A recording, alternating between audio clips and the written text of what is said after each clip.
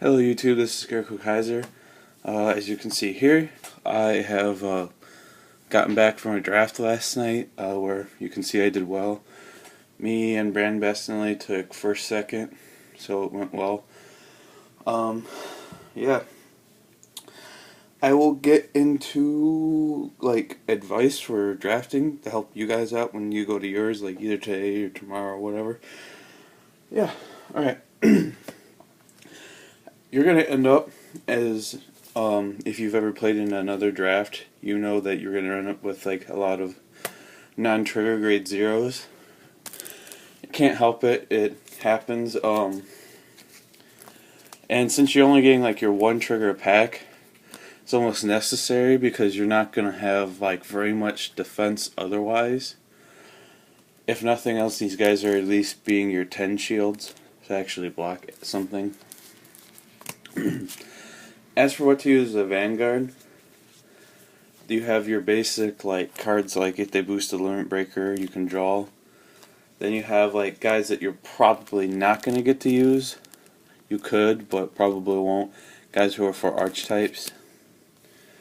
You have your like grade 3 searcher people. What I used and really liked was this guy right here, Advanced Party Brave Shooter. He can basically boost for 8. He was pretty solid. He definitely did his job throughout the tournament. But yeah, however, I ended up having like 5 grade 3s in the draft, so I wasn't worried about grade 3s.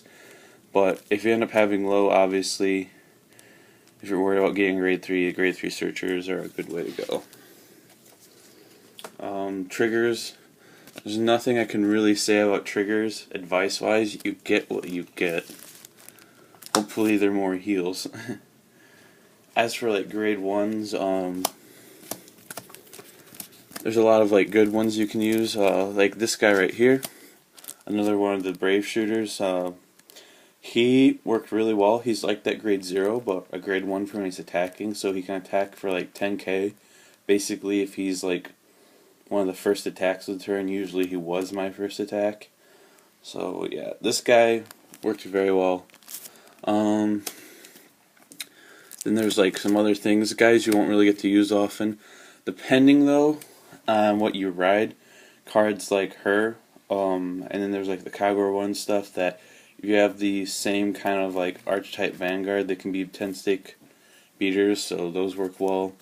I drafted what's its name, Zachariel or whatever her name is, so I actually got to use some of these guys in the draft, like this card. As for like, and then there's like the self-damaging units, which work really well in draft, as I've stated many times before, because in the draft you've only got your 6 triggers that you get in your deck. So cards that self-damage and then shuffle those triggers back are actually very good. So just since it's such a small card pool, you're more likely to get those triggers back. As for like grade 2s, obviously if you can draft like 10k beat sticks, those are good. Cards like him and her, who can be a 12k beater. If you have an archetype Vanguard, most of the time you can't use them, but depending on what you draft and how you ride, you might actually get to make use of them. Another one of the Brave shooters, this guy, just like the other ones, he can be a +3 attacker, so he can swing for 12. He worked well. There's not really a great way to make use of her, but she can help you, I guess. So yeah, she was okay. Yeah, there's cards like this guy, when you have the limit break, they can get the +3, be an 11k swinger. This chick, very good card for drafts, because of the draft rules. Basically she'll work on anything, so you just call her like your top card, 1 or 2 you can call it. Because it's draft, you might end up having a lot of grade 1s and 2s, so she's really good. This guy's pretty good, just like the other one. It's +3. Obviously, there's the grade 2 self-damaging units. Not thinking of there's not a lot of like variety in what you get in your grade 2s. Some obviously, but generic wise, like what you're gonna get common wise, you have like your limit break 11k beaters. You might get your archetype 12k beaters. The brave shooter's good. She's really good.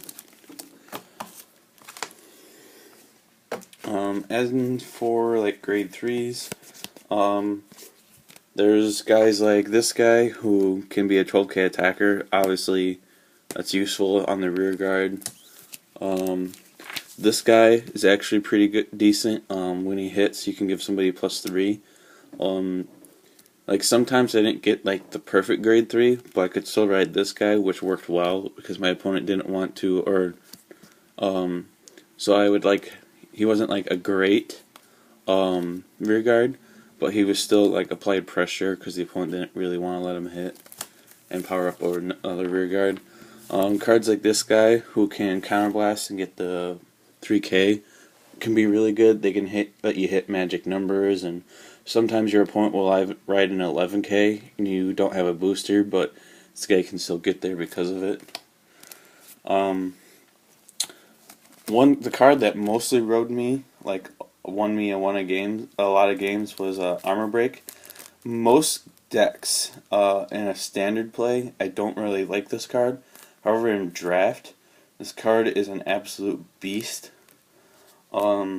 Because it's not likely your opponent has a perfect guard, so most of the time when this card went in there, roaring with his limit break, I won that turn.